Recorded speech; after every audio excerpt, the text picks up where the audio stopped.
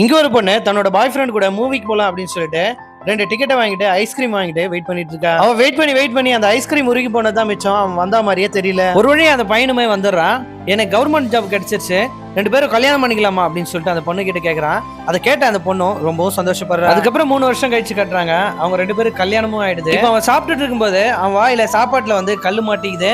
அவளும் கையை காட்டுறா துப்ப சொல்லி. அவனும் துப்பிட்டு ஏன் இப்படி சமைக்கிற அப்படின்னு சொல்லிட்டு அந்த பொண்ணு போட்டு அடிக்க ஆரம்பிச்சிடறான். டெய்லி இது மாதிரி ஏதாச்சும் ஒரு காரணத்தை வச்சு அந்த பொண்ணு போட்டு அடிச்சுட்டே இருக்கான். இவன் குடிச்சிட்டு அந்த பொண்ணு போட்டு டெய்லி அடிக்கிறான் அப்படின்றது அந்த பிளாட்ல இருக்கிற எல்லாருக்குமே தெரியும். மறுநாள் காலையில வேலைக்கு கிளம்பிட்டு எந்த புருஷன் பொண்டாட்டிக்குள்ளதான் சண்டை இல்லாம இருக்கு அப்படின்னு சொல்லிட்டு அந்த பொண்ணு கிட்ட சாரி கேட்டுட்டு வேலைக்கு போயிடுறான். இந்த பொண்ணோட அம்மா வீடும் இவங்க பிளாட்டுக்கு எதிர் பிளாட்ல தான் இருக்கும்.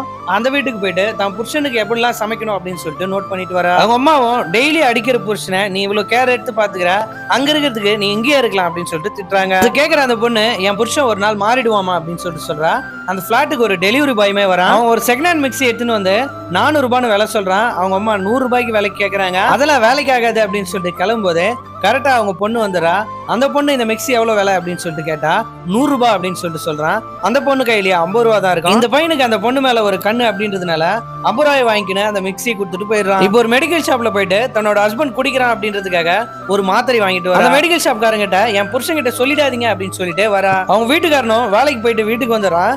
இவ்வளவு சமைச்சு வச்சு உங்களுக்காக ஸ்பெஷலா சமைச்சிருக்கேன், வாங்க சாப்பிடலாம் அப்படின்னு சொல்லிட்டு கூப்பிடுறா. அவனும் ஏண்டி நான் குடியை நிறுத்தத்துக்கு நீ மருந்து வாங்கிட்டு வரியா அப்படின்னு சொல்லி திரும்பவும் அடிக்க ஆரம்பிச்சு அவன் முகத்தை எடுத்து போய் அந்த குழம்புக்கு நேரா வைக்கிறான். அவளும் நான் இதுக்கப்புறம் இந்த மாதிரி எல்லாம் பண்ண மாட்டேன் அப்படின்னு சொல்லிட்டு கெஞ்சி கேட்கறா.